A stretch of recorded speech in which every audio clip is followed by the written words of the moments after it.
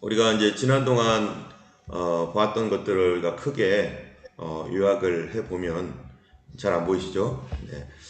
뭐 이렇게 요한계시록 이게 이제 13장부터 해가지고 어, 13장, 14장 해서 이제 지금 20장까지 지금 이렇게 왔습니다. 어, 여기가 13장에서 두 짐승에 대하여 그 다음에 14장에서 두 종류의 사람들, 하나는 구원받는 하나님의 추수, 또 하나는 심판을 받는 포도 추수, 그 진노의 포도주 틀을 밟는 그 내용이 이제 구체적으로 요한계시록 16장에서 일곱 대접으로 이렇게 나타나는 거고요. 그 다음에 일곱 대접의 심판의 내용을 이제 구체적으로 이제 첫 번째 대접부터 일곱 대접까지 하나, 둘, 셋, 넷 해가지고요. 일곱 개를 다 이제 17장에서 얘기하는데요. 17장에서 특별히 이 와중에 멸망받는 이 바벨론이란 도시가 일곱 대접 가운데서 멸망을 받고 또 그와 함께 계속해서 이어서 요한계시록 19장에서도 18장 19장에 계속 멸망받는 17, 18장에 두 멸망받는 도시에 대해서 연속으로 얘기하고 있습니다. 이거를 하나씩 다시 보면은 우리가 이미 봤으니까 그냥 바다에서 올라온 짐승 이게 정치적 세력이로 적그리스도라고 할 수 있고요. 이거는 종교적인 세력으로 거짓 선지자 이렇게 말하고 있는 것이죠. 13. 그래서 누가 당할 것인지, 그래서 바로 이 사람들이 그러한 사람들과 대항하여 싸울 수 있는 사람은 오직 믿음으로 하나님의 말씀으로 무장되어 있는 사람들, 하나님의 그 은혜 가운데 있는 사람들만 대적하여 싸울 수 있고 나머지는 다 심판을 받을 수밖에 없다 라고 하는 것들이고요. 우리가 이미 아까 다 봤으니까 이렇게 넘어서 가겠습니다. 19장의 지난주에는 이제 이러한 그 도시들이 멸망받을 때 맨 마지막에 이제 주님이 오셔서 클라이막스로 이 땅에 있는 뭐를 무너뜨리냐면은 적그리스도의 나라를 주님이 직접 오셔서 이제 무너뜨리는 것입니다. 이거는 인간 나라죠. 인간 세상, 인간 나라. 여기는 하나님의 나라가 이 땅에 오게 하시는 그 일이 이제 19장에서 이루어지는 것이고요. 그거를 이 땅을 임시적으로 다스리고 있었던 이 두 짐승을 주님께서 심판하시는 그 내용인데요. 오늘은 이제 20장은 그 두 짐승뿐만 아니라 이제 그것의 근본되는 사단을 결박하여서 그들을 가두고 이제 천년 왕국을 주님께서 만드신다라고 하는 내용이고요. 그때 이 그리스도와 함께 왕노릇하는 사람들, 이마와 손에 표를 받지 아니한 사람들이 살아서 그리스도와 더불어 천년 동안 왕노릇하고 그들이 하나님과 그리스도의 제사장이 되어서 천년 동안 그리스도와 더불어 왕노릇한다라고 하는 말씀으로 이제 우리가 소위 말하는 천년 왕국, 이 천년 왕국이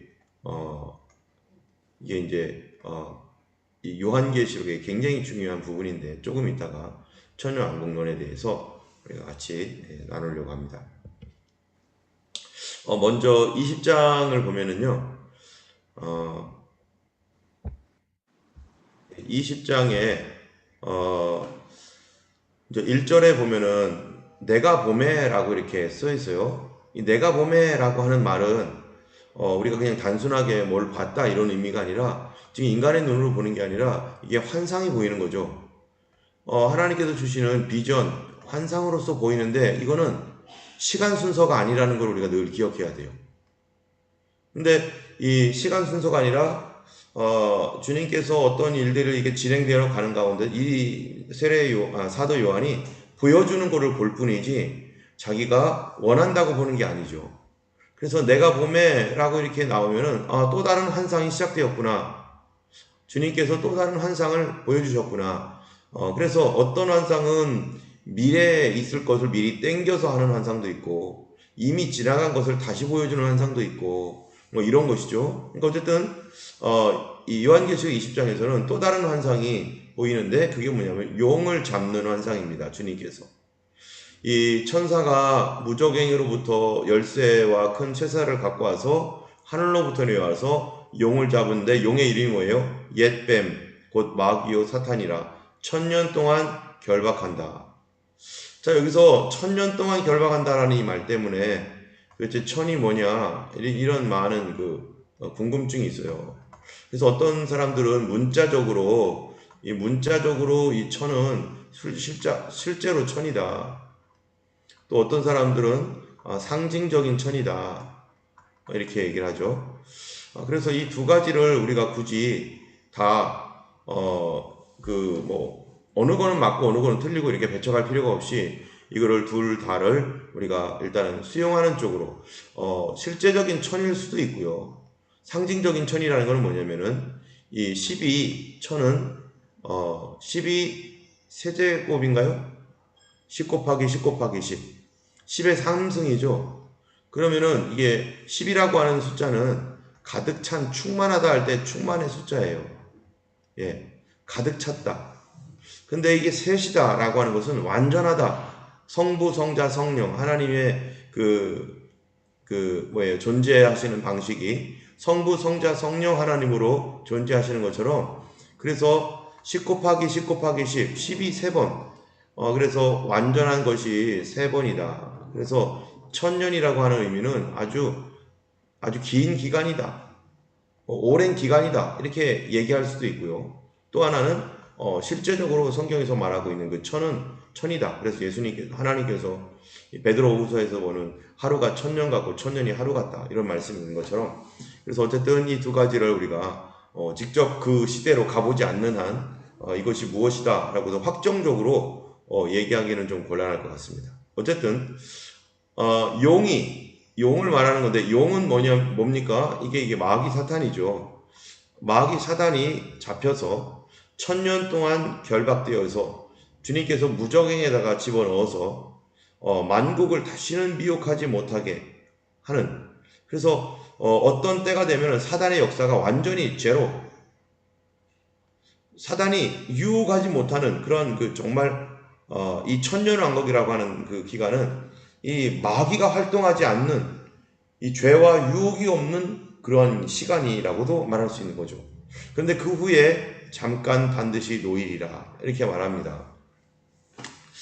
그래서 이제 아까 우리가 읽었던 19장 20절에 짐승이 잡히고 거짓 선지자도 함께 잡히고, 그리고 그러한 그 짐승과 거짓 선자가 유황 뿔못의 산채로 하나님께서 심판해버리고 던져버리고, 그 다음에 이 땅에 있는 제국들, 나라들은 이게 무너지고 나서 곧바로 뭐가 옵니까? 이제 사단을 주님께서 용을 잡아가지고 그들을 결박해서 무정행에다가 집어넣고, 그리고 만국을 미혹하지 못하게 하는데, 그러면 그 천년왕국 동안에 어떤 일이 일어날 것인가? 네, 우리 4절부터 이제 6절까지 말씀인데요. 우리 4절, 5절을 우리 다시 한번 읽어보겠습니다. 우리 이혜련 집사님께서 한번 읽어주시면 감사하겠습니다. 또 내가 보좌들을 보니 거기에 앉은 자들이 있어 심판하는 권세를 받았더라. 또 내가 보니 예수를 증언함과 하나님의 말씀 때문에 목배임을 당한 자들의 영혼들과 또 짐승과 그의 우상에게 경배하지 아니하고 그들의 이마와 손에 그의 표를 받지 아니한 자들이 살아서 그리스도와 더불어 1000년 동안 왕노릇하니 그 나머지 죽은 자들은 그 1000년이 차기까지 살지 못하더라. 이는 첫째 부활이라. 네, 감사합니다. 여기 보니까 뭐라고 하냐면은 또 내가 보니, 보좌들을 보니 하니까 이게 뭐예요? 또 다른 환상이 이제 보이는 거예요. 아까 위에서는 용을 잡는 환상이 보였는데 이제 새로운 환상을 하나님께서 또 보여주시는데, 보좌들을 보입니다. 보좌들이. 근데 보좌들이 보이는데 거기에 심판하는 권세를 가진 사람들이 앉아 있는 거예요. 그래서 이 심판하는 권세를 받은 사람들이 누가 심판을 하는가, 그리고 누가 누구를 심판하는가, 이거죠. 이 사람들은 누구고, 또 누구를 심판하는가? 이런 거죠. 자, 어쨌든 심판하는 권세를 받은 사람들이 보좌에 앉았다. 보좌에 앉아 있다는 것은 굉장히 큰 오토리티가 있는, 권위가 있는 건데, 이런 사람들이 여기 앉아서 이제 심판을 행합니다. 자, 그러면은 성경에서 심판한다는 말씀들이 여러 군데 나와요. 그 말씀을 우리가 한번 마태복음, 누가복음, 고린도전서 말씀 이 세 군데의 말씀인데요. 이거를 우리 사모님이 한번 세 군데를 한번 읽어주세요. 예수께서 이르시되 내가 진실로 너희에게 이르노니 세상이 새롭게 되어 인자가 자기 영광의 보좌에 앉을 때 나를 따르는 너희도 12 보좌에 앉아 이스라엘 12 지파를 심판하리라. 너희로 내 나라에 있어 내 상에서 먹고 마시며 또는 보좌에 앉아 이스라엘 12 지파를 다스리게 하려 하노라. 성도가 세상을 판단할 것을 너희가 알지 못하느냐. 세상도 너희에게 판단을 받겠거든 지극히 작은 일 판단하기를 감당치 못하겠느냐. 네, 여기 보면은 심판하는 권세를 주님께서 주시는데 누가 심판하는 권세를 받겠다라고 마태복음에 얘기했습니까? 바로 인자가 자기 영광의 보좌에 앉을 때, 이때가 언제예요? 주님이 재림하여서 재림의 주님으로 오셔서 이 세상을 심판할 때 너희도 누구를 심판한다는 거예요? 이스라엘 12 지파를 심판하리라. 누가요? 여기 너희는 누굴까요? 예, 우리 사모님 여기서 너희는 누구죠? 예, 맞았습니다. 예수님의 제자들, 사도, 이렇게 되죠. 사도. 예수님의 복음을 전했던 사도들이 12 보좌에 앉아서 이스라엘 12 지파를 심판하겠다. 자, 누가복음에서도 너희로라고 했어요. 여기서 너희로는 누굴까요? 여기서도 역시 제자들이에요. 예수님의 제자들 또는 사도. 그들이 주님의 상에서 먹고 마시면서 보좌에 앉아 이스라엘 12 지파를 다 어떻게 한다고요? 다스리게 하려 하노라. 고린도전서에도 성도가 판단할 것이다, 세상을. 그러면 여기서 이 계속 반복되는 너희, 성도라고 하는 것은 이게 누구를 의미하겠습니까? 이게 지금 신약의 제자들인데 이 제자들이 하고 있는 일이 뭐냐면은 이 제자들이 뭐를 했냐면 복음을 전했거든요. 복음을 전해서 세워진 것이 교회입니다. 근데 이 신약의 제자들이 전한 이 복음 그리고 교회가 있는데 도대체 여기서 12 지파를 심판하리라 했는데 심판한다는 뜻이 뭡니까? 여기에 다시 나와 있어요. 심판한다는 것은 다스린다라는 뜻이에요. 그러면은 12 지파를 누가 다스리냐면은 이 사도들이 다스린다. 복음을 가진 사도들이 다스린다는 얘기 무슨 말이겠어요? 뭘로 다스리겠어요? 12 지파를 율법으로 다스리겠어요?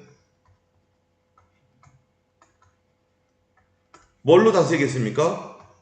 이 12 지파는요, 이 복음으로 다스리는 거예요. 복음으로.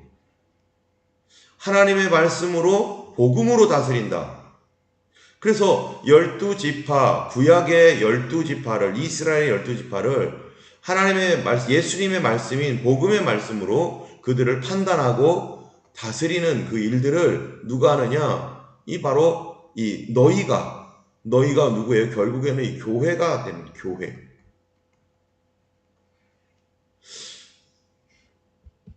다시 보면은 우리 한번 계시록 21장 14절 말씀입니다. 우리 서지미 사님께서 한번 읽어주시면 감사하겠습니다. 또 내가 보좌들을 보니 거기에 앉은 자들이 있어 심판하는 권세를 받았더라. 또 내가 보니 아니요, 계시록 21장 14절. 그 성의 성곽에는 12 기초석이 있고 그 위에는 어린 양이 12 사도의 12 이름이 있더라. 네, 이게 무슨 얘기냐면은 이제 요한계시록 21장은 이제 새 예루살렘에 관한 그러한 그 새 예루살렘이 누굽니까? 어린 양의 신부고 이게 결국 교회를 의미하는 건데 여기 보면은 그 성곽에는 이게 이제 이 어린 양의 신부라고 하는 그 새 예루살렘 성곽에는 12기초석이 있고 그 위에는 어린 양의 12사도의 12이름이 있더라. 이게 지금 우리가 소위 말하는 천국이라고도 하기도 하고 교회라고 하기도 하고 새 예루살렘이라고도 하고 이런 곳인데요. 여기에 이 자체가 하나님의 성전이고 하나님의 계시는 곳인데 여기 보면은 여기 있는 것처럼 12사도의 이름이 있는 12기초석이 있다는 거예요. 그러면은 이게 지금 새 예루살렘 또는 천국 뭐 이렇게 얘기도 할 수 있는데 이 천국의 기초가 뭐라는 겁니까? 여기 12기초석이 있죠. 천국의 기초가 도대체 뭐라는 거예요? 이 복음이라는 것입니다. 왜냐면은 12사도의 이름이 있기 때문에. 주님께서 12사도에게 뭐를 주셨어요? 복음을 전파하라고 했잖아요. 그러면 이 복음을 전파하는 12사도의 시대를 우리는 뭐라고 하냐면 교회 시대라고 합니다. 그러면 천국의 기초가 되는 거 또는 신부 또는 이 새 예루살렘의 기초는 뭐냐? 이게 바로 이 교회 또는 복음. 뭐든지 그 건물을 지으려면 기초가 중요하잖아요. 이 기초석은 반드시 뭐로 되어 있느냐? 이 복음으로 되어 있다는 거예요. 그럼 그 복음의 내용이 뭡니까? 바로 예수 그리스도죠. 예수 그리스도의 복음이 기초가 된다는 것이죠. 그 기초 위에 뭐가 지어지는 겁니까? 하나님의 나라가 건설이 되는 거예요. 그렇기 때문에 우리가 우리의 믿음 생활을 할 때 우리의 믿음은 항상 어디에 기초를 해야 됩니까? 예수 그리스도의 복음입니다. 그 그리스도의 복음이 뭡니까? 주님께서 우리를 위하여 십자가에 달려 죽으시고 그가 부활하시고 그리고 그가 승천하시고 그가 다시 오신다. 이게 가장 중요한 핵심 아닙니까? 예수님께서 이 땅에 초림으로 육신으로 오셨고 육신으로 오신 예수님이 죄 때문에 죽으시고 그분이 구속사역을 하다가 재림하신다. 이것을 믿는 믿음 위에 이거를 믿는 믿음의 사람들이 하나님 나라의 백성이 되는 거죠. 또 말씀을 보면은 에베소서 2장 20절입니다. 우리 서진 목사님 한 번 더 읽어주시기 바랍니다. 너희는 사도들과 선자들의 터 위에 세우심을 입은 자라. 그리스도 예수께서 친히 모퉁이 돌이 되셨느니라. 네, 여기 보니까 너희는 사도들, 너희가 누굽니까? 이게 에베소 교회죠. 에베소 교회, 다시 말하면 교회의 기초가 뭐냐? 사도들과 선지자들의 터 위에 세우심을 입었다. 그렇다면은 교회는 사도, 그러니까 다시 말하면 복음인데요. 근데 선지자도 있어요. 그러면은 선지자는 어느 때 사람입니까? 사도는 신약 시대고 선지자는요 구약이잖아요.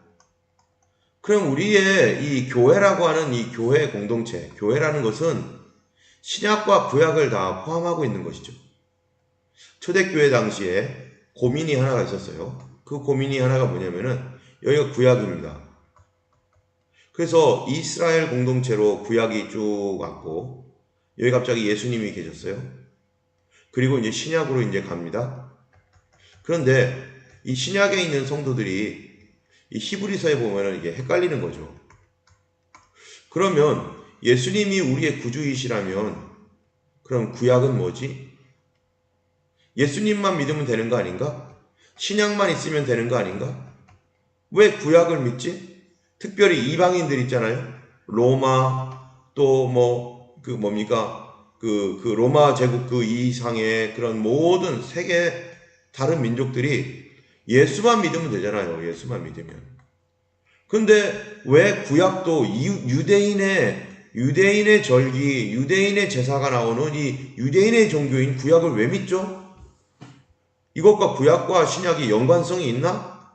이것이 이 교회의 궁금이었어요. 이게 도대체 과연 연관성이 있는가 없는가? 근데 에베소서에 있는 말씀처럼 또는 우리가 아까 읽었던 그 말씀처럼 너희는 사도와 선지자들의 터 위에 세우심을 입었다. 교회는 구약과 신약의 연속성 속에 있는 것입니다. 그래서 어떻게 연속성이 있는가? 무엇 때문에 연속성이 있습니까? 예수님이 누구인가 라는 것 때문에 연속성이 있어요. 만약에 예수님이 구약에서 이 땅에 오시는 그 메시아가 아니면, 예수님이 구약에서 계속 서포트하고 있는 메시아가 아니면 구약과 신약이 우리와 유대교가 무슨 상관이 있어요? 새로운 종교가 시작된 거죠. 예수님으로부터. 그런데 우리의 구원자를 하나님께서 구약에서부터 그 메시아를 보내주겠다라고 말하셨고, 그리고 그 메시아가 성경대로 사흘 만에 죽으시고 사흘 만에 살아나시고, 성경대로 다 그렇게 주님이, 바로 그 증거가 구약 성경을 통해 예수님이 하나님의 그 보내시겠다고 하는 구약의 그분이라는 사실이 이게 드러났잖아요.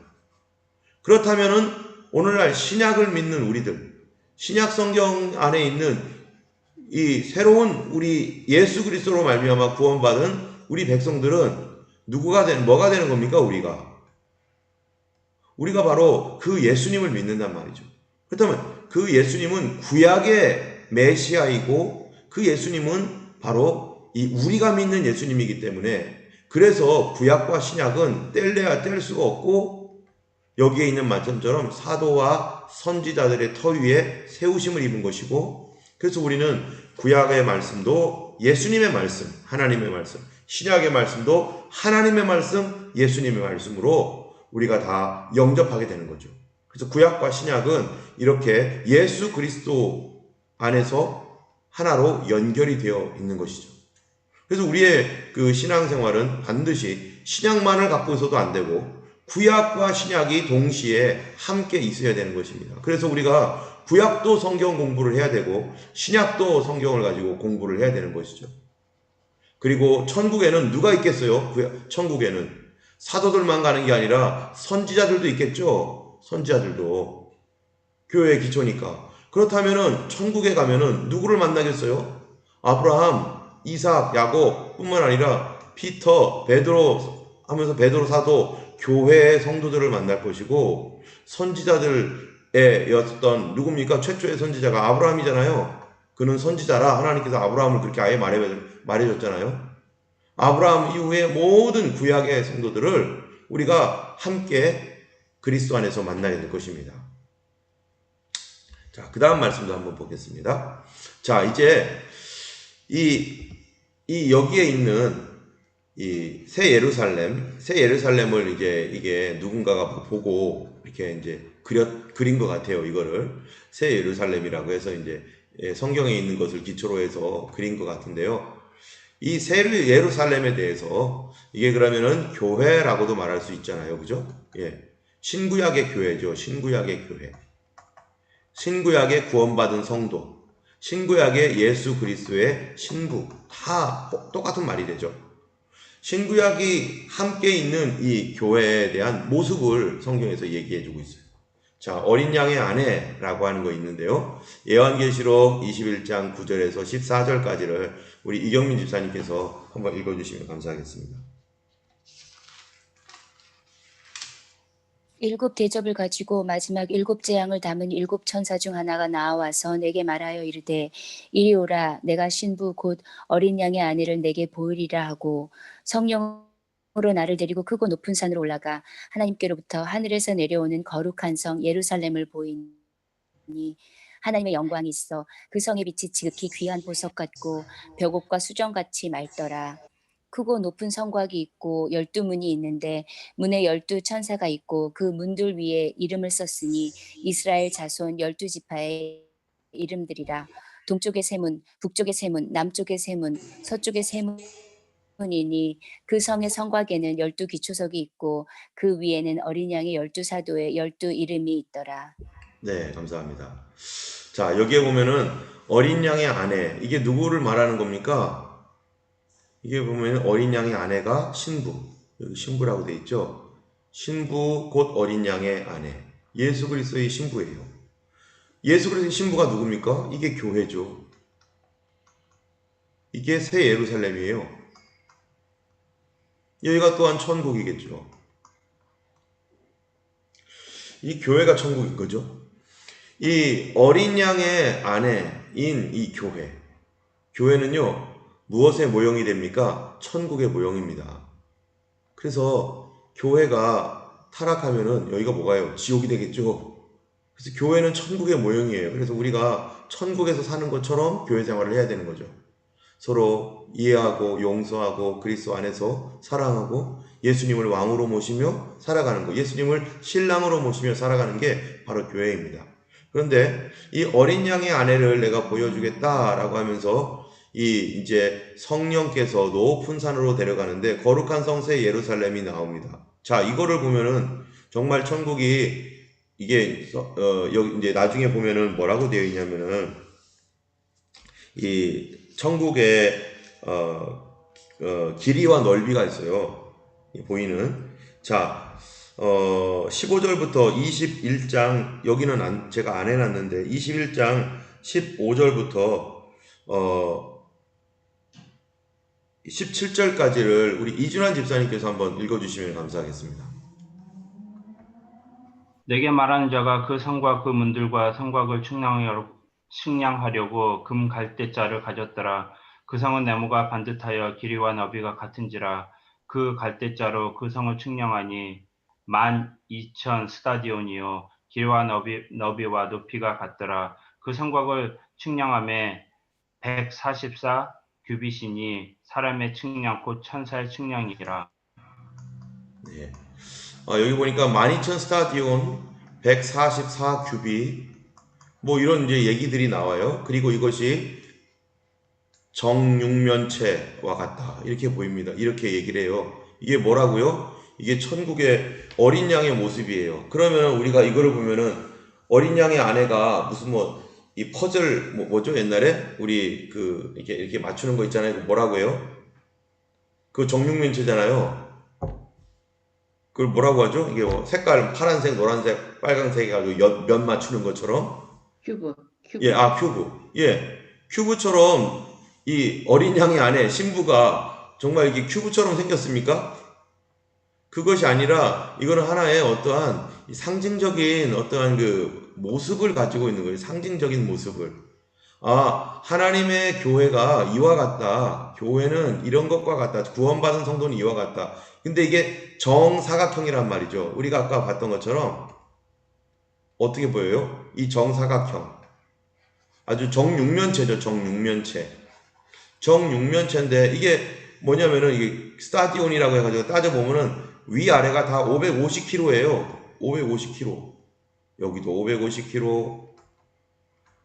예.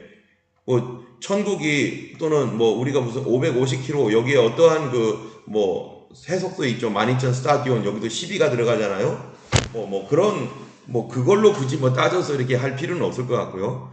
이 천국이라고 하는 것이 아래 위 아래 높이 길이가 똑같다는 거예요. 얼마나 이 정확한 곳입니까? 이게 정확하고 정직하고 순전하고 의롭고 이런 모든 것들을 다 포함하고 있는 그 모습으로서 이 하나님 내 예수 그리스도의 신부인 교회를 이렇게 정육면체로 이렇게 다 모든 것이 다 똑같은 정육면체의 이런 형태로 보여주고 있는 거죠. 한마디로 말하면요. 자, 이러한 천국의 이런 모습이 있는데, 어디 갔죠? 네. 우리가 다시 한번 요 부분을 보면은 천국이 이제 이렇게 돼 있다는 것을 보고서, 어린 양의 아내가 거룩한 성세 예루살렘에서 나오는데, 여기 보니까 12문이 있어요. 12문. 12문이 있는데, 이 문은 이스라엘 12지파의 이름이에요. 그리고 동, 서, 남, 북에 각각 3문씩 존재합니다. 그러니까 동쪽에 3지파의 이름, 북쪽에 3, 남쪽에 3, 서쪽에 3지파의 이름이 있겠죠? 그런데 성곽의 문은 12 이스라엘 자손의 이름으로 기록되어 있는데, 근데 그 성곽에 12 기초석이 있다는 거예요. 기초석. 아까도 얘기했죠. 우리 기초. 그 기초석은 12 사도의 12 이름이라는 거예요. 우리가 이게 보면은 한번 볼까요? 다시 한번 그 그림을 보면은 여기에 요 문들이 있잖아요. 요 이 문들은 12지파, 이스라엘 12지파의 이름이, 이스라엘 12지파의 그 이름으로 각 문들이 있고, 요 기초석은 사도들, 12사도로 돼 있다. 그러면은 이 기초석이 사도니까 전체가 다 교회지만 기초는 복음이라는 거죠. 기초가 뭐냐? 신약의 복음이에요. 신약. 예수 그리스도의 신약의 복음이 바로 이 기초가 되죠. 교회의 기초. 하나님 나라 가는 모든 성도들의 가장 기초는 신약 성경, 신약 복음입니다. 예수께서 나를 위해 죽으시고 그리고 부활 승천하시고 다시 오신다는 이 신약 복음이에요. 그 위에 뭐가 세워져요? 구약이 있어요. 구약의 12지파, 이스라엘의 12지파는 구약을 말하는 거죠. 자, 그러면은 이게 무슨 말이겠어요? 신약 위에 구약이 세워집니까? 구약 위에 신약이 세워집니까? 기초석, 근본적인 그 메시지는 구약이 아니라 신약이에요. 사실은 구약은 먼저 왔죠. 구약은 먼저 왔지만 그러나 기초는 그 더욱 중요한 기초는 신약 복음입니다. 그래서 우리가 히브리서 10장 1절 여기에 있죠? 히브리서 10장 1절 말씀을 여기 보면은 10장 1절과 요한복음 5장 39절을 우리 김순아 집사님께서 한번 읽어주시면 감사하겠습니다. 율법은 당착을 좋은 일의 그 그림자일 뿐이요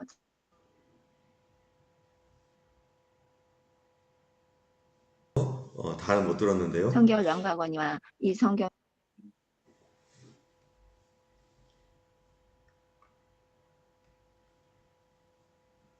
말씀을 보면은요, 율법은 뭐래요? 실체가 아니래요. 그림자일 뿐이래요. 그럼 이게 뭐예요? 이게 율법이잖아요. 이거는 진짜가 아니라 그림자라는 거예요. 그림자. 그죠? 참 형상이 아니래요. 그러면 참 형상은 뭡니까? 예수 그리스도가 참 형상이고 복음이 참 형상이죠. 그래서 우리가 볼 때 율법과 복음 이렇게 말할 때요, 우리는 이 율법이 뭐냐라고 해석을 하려면은 뭐를 알고 있어야 돼요? 복음을 알고 있어야 돼요. 복음을. 복음 없이 율법을 해석한다. 그러면은 이거 유대교 되고 이거 전혀 엉뚱한 데로 갑니다. 복음 가지고 구약을 해석해야 되죠. 복음 가지고 율법을 해석해야 되죠. 그런데 그림자 가지고 참 형상을 해석하는 거는 이상한 거죠. 그죠? 말도 안 되는 거죠. 그림자 가지고 해석을 하면 안 되고 참 형상을 가지고 그림자를 이곳이 이런 거구나. 옛날에는 그림자라서 그림자가 어두컴컴하니까 잘 모르잖아요. 근데 어두컴컴해서 잘 모르는데 이 구약은 복음으로 구약은 정확하지 않은데 그 구약에 이게 무슨 뜻일까? 이거 잘 모르겠다. 왜 이렇게 하지? 라고 하는 수많은 질문들을 어디에서 답을 찾을 수 있느냐면은 신약에서 찾을 수 있는 겁니다. 그래서 신약을 통해서 구약을 봐야 됩니까? 구약을 통해서 신약을 봐야 됩니까? 바로 신약을 통해서 구약을 해석해야 되지요. 구약을 통해서 신약을 해석하면 안 되는 거예요. 구약을 통해서 신약을 해석하면 이게 유대인들이 하는 해석이거든요. 유대인들은 구약을 통해서 신약을 판단하잖아요. 그러니까 예수님이 아니라고 하잖아요. 근데 우리가 성경을 보는 관점, 하나님께서 우리에게 성경을 어떻게 보라고 하는가? 그거는요, 신약을 통해서 구약을 보라는 거예요. 예수님의 십자가를 통해서 구약의 뭐를 봅니까? 제사를 봐야죠. 예수님의 일정을 통해서 구약의 뭐를 봐야 되죠? 절기를 봐야 되죠. 예수님의 산상수훈을 통해서 구약의 뭐를 봅니까? 바로 율법을 보는 거죠. 복음을 통해서 율법을 봐야지 율법을 통해서 복음을 보면은 복음을 왜곡시킬 수 있습니다. 뭐든지 방법이 있잖아요. 사람들이 다 방법이 발라야지 그 좋은 결과를 냈는데 잘못된 방법을 가지면 나쁜 결과, 잘못된 방법이 나오는 거죠. 잘못된 결과가. 우리가 수학 문제를 풀을 때 그 바른 공식을 대입하고 순서대로 대입을 해야 되는데 이 공식, 저 공식 막 대입에다가 막 먼저 할 걸 나중에 하고 나중에 할 걸 먼저 하면은 다 엉망으로 나오는 것처럼 성경을 볼 때는 우리가 어떻게 봐야 돼요? 신약을 통해서 구약을 보고 예수님 통해서 구약을 보고 항상 복음을 통해서 구약을 봐야 됩니다. 자, 요한복음 5장 39절 말씀이 바로 그런 거예요. 너희가 성경에서 영생을 얻는 줄 생각하고 성경을 연구하거니와 이 성경이 예수님께 대하여 증거한 거다. 그러니까 여기서 성경이 어느 성경입니까? 신약 성경입니까? 구약 성경입니까? 바로 구약 성경이죠. 예수님 당시에는 아직 신약을 쓰여지지 않았으니까. 그래서 예수님 당시에 있었던 성경은 구약 성경인데 너희가 이 구약 성경에서 영생이 있는 줄 알지 이 구약 성경은 나에게 대하여 증언한 것이다. 그러면은 구약 성경이 예수님에 대하여 증언한 거니까 예수님이라고 하는 이 하나님의 아들을 통해서 성경을 봐야 되죠. 창세기 누구 얘기라는 거예요? 예수님 이야기. 출애굽기 예수님 이야기.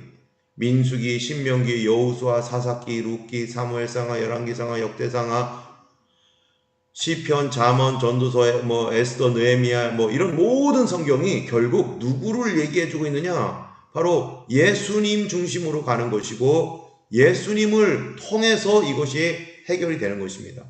이 성경이 구약 성경이 누구에 대하여 증언해요? 예수님에 대하여 증언하는 거죠. 그래서 십자가를 통해서 구약을 보고 예수님의 하시는 일들을 통해서 구약을 보아야만 바르게 해석할 수 있는 것이죠. 안 그러면요 전혀 엉뚱한 데로 갑니다. 누가복음 24장 44절 그리고 히브리서 11장 40절인데요. 이걸 우리 지영 원사님께서 한번 읽어주시면 감사하겠습니다. 또 이르시되 내가 너희와 함께 있을 때 너희에게 말한 바 곧 모세의 율법과 선지자의 글과 시편에 나를 가르쳐 기록된 모든 것이 이루어져야 하리라 한 말이 이것이라 하시고 이는 하나님이 우리를 위하여 더 좋은 것을 예비하셨은즉 우리가 아니면 그들로 온전함을 이루지 못하게 하려 하심이라. 아멘. 네, 아멘. 이제 여기 있는 것처럼 모세의 율법 다 구약이죠. 선지자의 글 이것도 구약, 시편도 구약. 다 누구를 가리켜요? 예수님 가리켰다는 거죠. 그러니까 예수님이 구약의 중심입니다. 그래서 예수님 다 구약은 다 예수님을 증언하는 거고요. 신약은 뭡니까? 신약도 당연히 예수님을 증언하죠. 구약에서 증언했던 그 예수님이 바로 우리 예수님이다. 이렇게 증언하는 거죠. 히브리서에서 보면은 여기 보니까 이 하나님이 우리를 위해 더 좋은 것을 예비하셨은즉 우리가 아니면 그들로 온전함. 우리는 누구고 그들은 누굽니까? 여기 우리라고 하는 것은 히브리서 11장은 믿음장이잖아요. 아브라함, 이삭, 야곱의 구약의 사람들이 있는데 약속은 받았어요. 근데 약속을 보지는 못했어요. 약속을 못 보고 죽었습니다. 약속만 받고. 그런데 이 약속은 누구에게 이루어지느냐? 우리한테 이루어진다는 거예요. 우리. 그들은 아브라함, 이삭, 야곱인 그들은 약속만 받아놓고 우리는 그 약속이 이루어졌어요. 그래서 하나님이 우리를 위하여 더 좋은 게 뭐겠어요? 더 좋은 거 바로 예수님이죠. 성경에 약속이 이루어지는 그 응답이 더 좋은 예수님이 예비되었는데 우리가 아니면 그들이 누굽니까? 바로 구약이 온전함을 이루지 못하게 하려 합니다. 그래서 우리는 신약이죠. 그들은요 구약이죠. 그래서 신약과 구약이 함께 있어야 완전해지는 겁니다. 만약에 신약만 있고 구약이 없다. 그러면 신약도 완전하지 않겠죠. 왜냐하면 온전함을 이루지 못하게 하려 함이라 같이 있어야만 온전하게 되는 건데요. 신약만 갖고 있으면요. 그 신약에 있는 그 십자가가 뭔지를 정확하게 좀 더 깊이 알 수가 없어요. 구약을 통해서 구약에 가니까 번제, 속건제, 속죄제, 화목제, 소제. 예수님의 우리를 위한 죽음이 번제와 같은 이런 제사와 같은 죽음이구나. 이렇게 알게 되는 거죠. 예수님의 이 일정들, 십자가, 부활, 승천, 재림 이런 일정들도 그냥 이것만 있으면 우리가 정확하게 그 깊은 뜻을 모르는데 7개의 절기가 있잖아요. 7절기. 그래서 유월절, 무교절, 그 다음에 오순절, 나팔절. 근데 뭐 있죠? 뭐가 이상하네. 초실절. 예. 이런 나팔절, 또 대속죄절, 또 장막절. 이런 절기가 예수 그리스도구나. 예수 그리스도를 가리키는 거구나. 라는 거를. 그래서 예수님의 일정만을 그냥 보는 신약에서는 그렇게 보여주지만 구약을 통해서는 더 깊이 또 볼 수 있도록 이렇게 얘기해 주는 거죠. 그래서 신약과 구약은 뗄래야 뗄 수 없는 것이고 서로를 보완해 주는데, 그러나 더 중요한 우리 해석 순서는 어떻게 됩니까? 신약을 통해서 구약을 해석합니까? 구약을 통해서 신약을 해석합니까? 우선순위가 뭡니까? 바로 신약입니다. 신약을 통해서 신약의 눈으로 구약을 봐야 돼요. 그래서 요한계시록도요. 요한계시록에 보면은 많은 구약 성경이 여기 기록되어 있어요. 엄청나게 구약이 많아요. 근데 요한계시록을 볼 때 구약에 있는 말씀을 통해서 요한계시록을 이렇게 해석하려고 하면은 곤란해지는 거죠. 이게 헷갈릴 수 있어요. 오히려 거꾸로 가야 됩니다. 요한계시록의 이 말씀을 통해서 구약의 뭐를요? 구약의 그 본문을 해석을 해야 되는 거죠. 신약의 본문 말씀을 통해서 구약의 본문 말씀을 해석해야 되는 거죠. 그래서 늦게 왔지만, 늦게 기록된 것이지만 먼저 기록된 것보다 더 기초가 바로 신약입니다. 자, 그래서 우리는 성경 해석하는 원리를 우리가 묵상을 할 때 있잖아요, 여러분. 묵상을 할 때 특별히 구약을 묵상하잖아요. 구약을 묵상하면은 어려운 게 많아요, 지금. 그렇죠? 지금 우리가 이제 구약을 이제 계속해서 이제 에스겔서를 묵상하고 있는데, 에스겔서에 보면 이게 어려운 것들이 많고 막 그렇습니다. 그러면 이 에스겔서를 가지고 어떻게 해석을 해야 되는가? 이거 어디를 가지고 해석해야 돼요? 잘 모르면.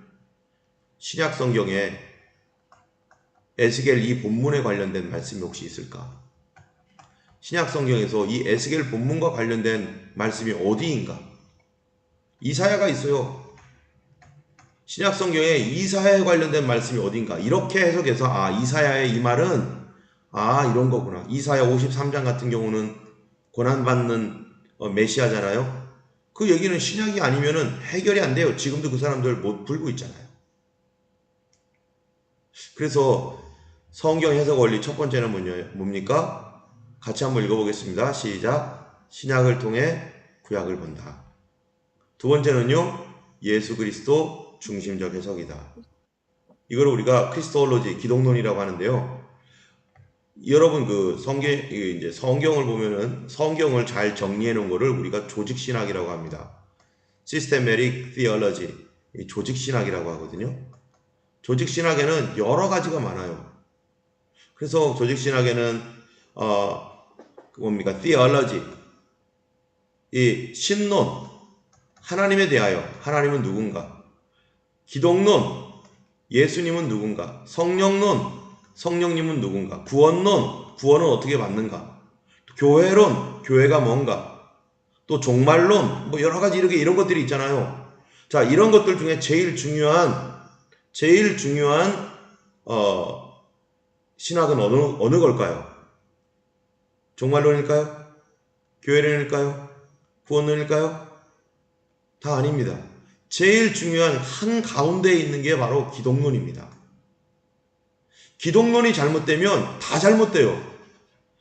아무리 성경을 달달달 외우고 구약을 달달달 외워도 기독론, 예수 그리스도가 누구인지를 정확하게 우리가 파악하지 못하고 있으면 다 잘못되죠. 왜냐? 구약은 하나님에 대한 얘기들이 많겠죠. 신약은 예수님에 대한 얘기도 있죠. 그리고 여기에는 성령에 관한 말씀도 있고요. 구원에 관한 말씀도 있고 또 율법도 있고 여러 가지 많아요. 그런데 만약에 예수 그리스도께서 하나님의 아들이 아니고 예수님이 성경에서 말하는 그분이 아니다라고 할 때 예수님이 사라져버렸어요. 그럼 여기에 삼위일체론, 이게 성립이 됩니까? 트리니티가 성부, 성자, 성령이 한 분이신데 예수님이 지금 하나님이 아니에요? 예수님이 누군지 정확하게 몰라요? 그럼 삼위일체는 흔들리는 거죠? 삼위일체가 흔들리면은 신론, 하나님이 누구인가라는 거 흔들려요. 구원론, 어떻게 구원받죠? 예수님이 하나님이 아니시면? 성령론, 예수님이 아니시면? 종말론, 예수님이 오신다고 했는데? 아무것도 성립되지 않습니다. 그래서 마지막 시대에 예수님에 대하여 얼마나 어떻게 하는 거예요? 예수님을 없애버리려고 하는 거죠. 우리의 신앙생활에서. 그래서 종교통합이라고 하는 게 누구를 없애자는 겁니까? 예수 그리스도를 빼라. 그러면 하나님으로 뭉치자. 하나님으로. 그래서 하나님으로 뭉치겠다는 게 종교통합이죠. 가장 중요한 것, 우리의 신앙에 있어서 제일 중요한 것은 예수님이 누구인가입니다. 하나님이 누구인가가 중요한 게 아니에요. 예수 그리스도가 누구인가, 나는 예수님을 누구로 믿는가, 이것이 내 구원의 결정적인 역할을 하는 거죠. 잘못된 정보를 가지면 잘못된 길로 가잖아요. 엉뚱한 길로 가게 될 수밖에 없죠. 그렇기 때문에 여러분이 하나님의 말씀을 연구하거나 묵상할 때, 구약을 특별히 묵상할 때 잘 모르겠다 그러면은 신약에 이런 거에 관련된 말씀이 어디 있을까? 뭐라고 해석해 놨는가? 그리고 이거는 분명히 신약에도 어디 있는지 잘 모르겠다. 이거 분명히 예수님에 관련된 거야. 예수님에 관련된 어느 부분일 텐데 이건 잘 모르겠네. 그럼 그렇게 남겨두세요. 잘 모르면 나중에 신약을 읽다가 아하, 여기에 이런 게 있구나. 자, 우리가 여러분 한번 성경에서요 참 어려운 게 있습니다. 그건 뭐냐면은 에스겔서에 보면은 이제 나중에 우리가 또 배우겠지만 에스겔서 41장을 여러분 한번 펴보시겠어요?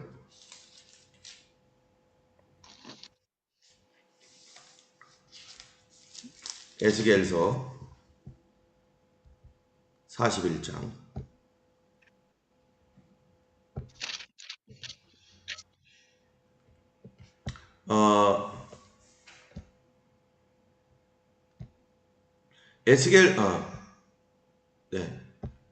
에스겔서 41장에 보면요. 41장이 아니라 48장이에요. 죄송해요. 에스겔서 48장에 보면은 뭐가 나오냐면은 제4성전 얘기가 나옵니다. 제4성전. 여러분 제3성전은 들어보셨죠? 근데 제4성전은 안 들어보셨을 거예요. 제4성전 31절부터 한번 우리가 한번 잠깐 보겠습니다.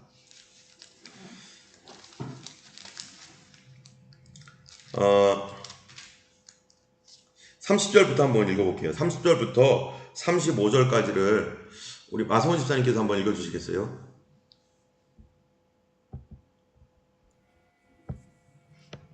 그 성읍의 출입구는 이러하니라. 북편의 광이 4,500척이라. 그 성읍의 문들은 이스라엘 지파들의 이름을 따를 것인데 북으로 문이 셋이라. 하나는 르벤 문이요, 하나는 유다 문이요, 하나는 레위 문이요. 동편의 광이 4,500척이니 또한 문이 셋이라. 하나는 요셉 문이요, 하나는 베냐민 문이요, 하나는 단 문이며 남편의 광이 4,500척이니 또한 문이 셋이라. 하나는 시므온 문이며 하나는 이사갈 문이요, 하나는 스불론 문이며 서편도 4,500척이니 또한 문이 셋이라. 하나는 갓 문이요, 하나는 아셀 문이요, 하나는 납달리 문이며 그 사면의 도합이 18,000척이라. 그날 후로는 그 성읍의 이름을 여호와 삼마라 하리라. 네, 아멘. 감사합니다. 에스겔서 48장은 이게 제4성전, 앞으로 지어질 제4성전입니다. 여러분 성전이 총 제1성전, 1성전이 어디죠? 솔로몬 성전이죠. 솔로몬. 제2성전이 뭡니까? 이게 스룹바벨 성전입니다. 제3성전이요. 앞으로 말세 때 정말 이 환란 시기에 있을 그 성전이 종교 통합의 성전이겠죠. 예. 제4성전이 종말의 성전이죠. 종말. 근데요. 이 종말의 성전에서 무슨 일이 일어나느냐. 여기서 이제 적그리스도가 내가 하나님이다 하면서 멸망에 가증한 것이 이렇게 서게 될 거예요. 이게 지금 아직 제3성전 세워지지 않았죠. 이거 세우겠다고 지금 사내들인 공회가 나타나가지고 예루살렘 뭡니까? 이 이슬람 성전인 이슬람 그 모스크가 있는 거기에다가 이 사람들 여기에 성전 터에다가 우리가 제3성전 세우겠다 이러고 있죠 지금. 근데 이것이 무너지고 천년왕국이 되면 에스겔서에서요 제4성전 얘기합니다. 제4성전. 여기서 동물 제사를 막 드려요. 아니 어떻게 이해가 됩니까? 여기서 동물 제사를 왜 드리죠? 동물 소, 양, 염소 이런 걸로요 피해 제사를 막 드려요. 그러면은 우리가 아니 예수님께서 심판하러 오셔서 이제 하나님께서 모든 것을 끝내시고 신천신지 정말 천국과 같은 천년왕국과 같은 그때 정말 하나님이 메시아가 다스릴 그때가 되는데 제4성전이 세워진다고 에스겔서에서 얘기했는데 아니 도대체 이 성전은 오늘날 우리가 그리스도인들이 보면은 이 제4성전은 너무나 헷갈리는 거예요. 아니 소, 양, 염소 잡고 여기다가 여기에 있는 예루살렘 성읍들의 문 방금 읽었던 것처럼 동서남북에 이런 그 성전이 있고 그리고 문들이 예루살렘 이스라엘의 지파들의 이름이 여기 다 있죠. 이게 아까 우리가 읽었던 요한계시록 21장에 있는 그 성전과 같은 그런 식으로 돼 있잖아요.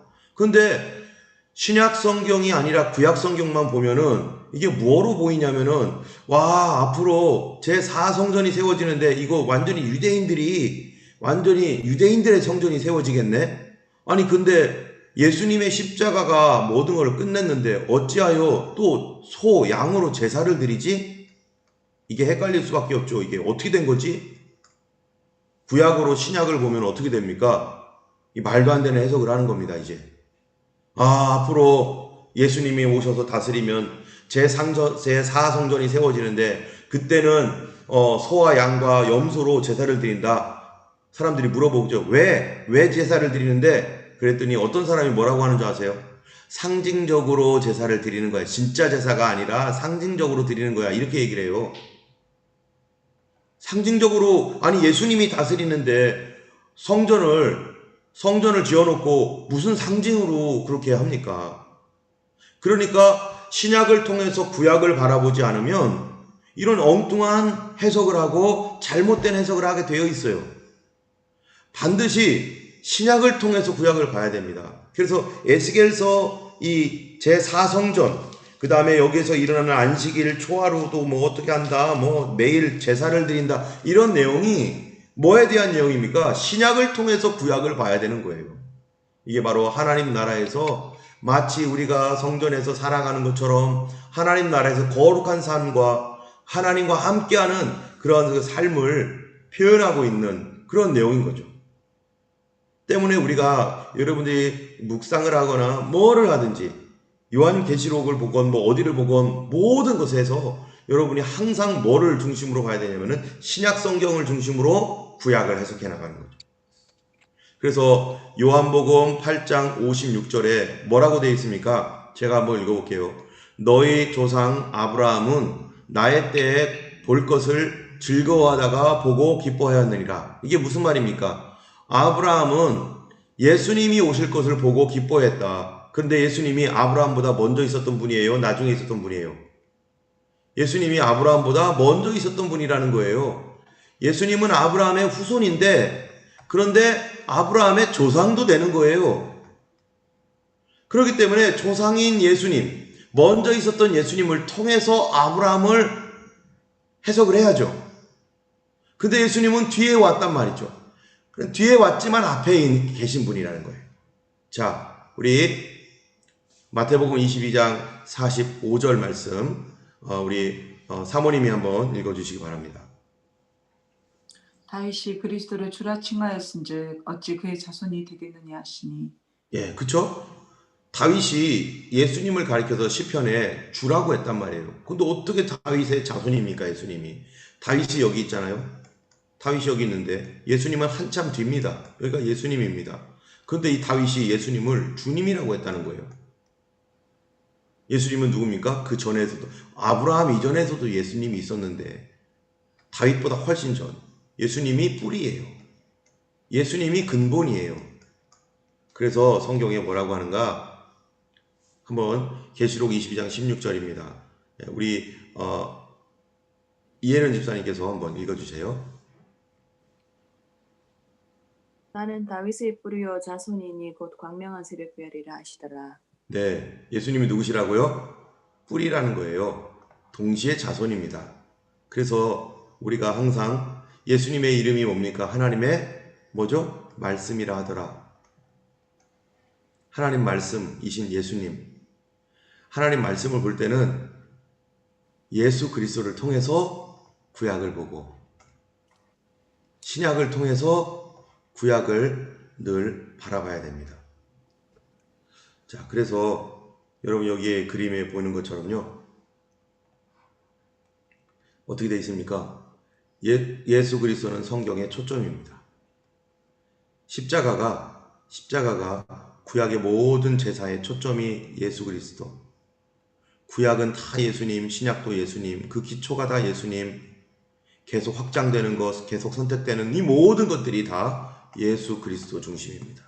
그러니 우리가 어떻게 예수님을 빼고서 하나님만 믿겠습니까?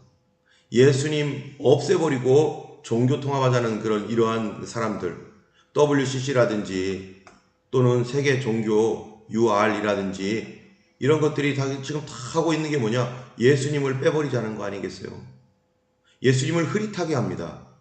여러분 만약에 누군가가 설교를 하거나 누군가가 성경 공부를 시킬 때 예수님을 흐리게 하거나 예수님의 성경에 있는 예수님을 증거하지 않으면서 그거를 왜곡하면 그게 바로 이단이고 그게 바로 사단의 일이에요. 우리가 예수님을 믿을수록 교회를 다닐수록 더 예수님이 내 마음에 뚜렷해져야 되고 예수님이 누구인지에 대하여 더 감사해야 되고 그리스도 중심이 되어야 되는데 오늘날은 그리스도 중심에서 점점점 멀어지는 거죠. 과거에 성경 해석 원리입니다. 사도시대 때 사도들은 어떻게 성경을 해석했는가? 예표론으로 성경을 해석했다는 거예요. 이 예표론이 뭔가 우리 사모님 한번 읽어주시기 바랍니다. 구약에 나타난 사건들, 목표의 대상들, 관념들은 하나님의 영감을 받은 예표, 후일 역사 속에 나타날 하나님의 사역, 사도들은 문자적, 문맥적 해석에 충실, 성경 원리를 생활에 적용할 것 강조. 네, 이게 무슨 말이냐면은 구약의 모든 사건들, 그죠? 구약의 어떤 목표와 대상들, 어떤 관념들, 그러니까 어떤 사상이라든지 구약에 있는 어떤 생각들이나 사상들, 사건, 이 모든 것은 하나님께 영감을 받은 예표, 누구의 예표라는 거예요? 예수 그리스도의 타이폴로지 어떻게 쓰죠? 타입이라는 거, 예수님의 타입이라는 거예요. 이게 모형이죠, 모형. 앞으로 오실 예수님을 미리 그 모습으로 타입한 거다. 그래서 아브라함 안에 예수님의 모습이 있습니다. 그쵸? 이삭 안에 예수 그리스도의 모습이 있어요. 아브라함 전체가 예수님이 아니죠. 그 안에 예수님의 모습이 있는데 그 당시에는 몰랐죠. 그런데 신약을 통해서 아브라함의 예수님의 모습이 뭔지, 이삭 안에 있는 예수님의 모습이 뭔지, 야곱, 요셉, 또 그 이외에 뭐 어떤 사건들, 예를 들어서 구약 성경에 있는 이 뱀을 장대에 든 사건, 그죠? 예. 장대를 뱀에 들었나요? 뱀을 장대에 들었나요? 뱀을 장대에 들었죠? 예. 이 사람들이 놋뱀을 장대에 들은 이 사건, 그 당시에는 이게 뭔 소리인지 모르죠. 왜 놋뱀을 장대에 꼭 들어야 되나? 그런데 신약을 통해 보니까 이 놋뱀이 예수 그리스도예요. 장대 위에 달린 그분이 예수 그리스도라는 거죠. 이런 식으로 이 구약에 있었던 어떤 사건들이나 사상들까지도 바로 누구를 얘기하는가? 예수 그리스도를 얘기하는 겁니다. 그래서 성경을 볼 때마다 이 안에 모든 것이 다 예수님에 대한 것은 아니죠. 물론 아브라함의 모든 게 예수님에 대한 것이 아니잖아요. 그런데 신약을 통해서 항상 구약의 예수 그리스도를 발견해야 됩니다. 신약을 통해서 구약 성경을 항상 보아야만 우리가 바르게 볼 수 있는 것이죠. 자, 그렇기 때문에 예수님은 누구이신가? 우리가 이제 이 요한계시록 맨 마지막에는 도대체 예수님은 누구인가를 얘기해주고 있는 거거든요. 여러분, 예수님이 누구입니까? 요 부분은 다음 주에 해야 될 것 같아요. 시간이 또 한참 하면 안 되니까요. 오늘은 이 부분 뭡니까?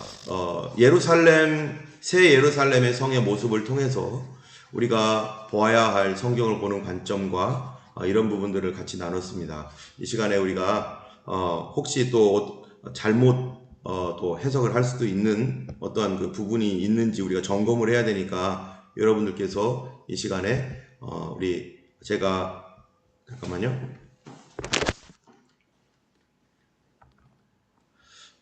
공유를 이제 내리고 이거 어떻게 중지하죠?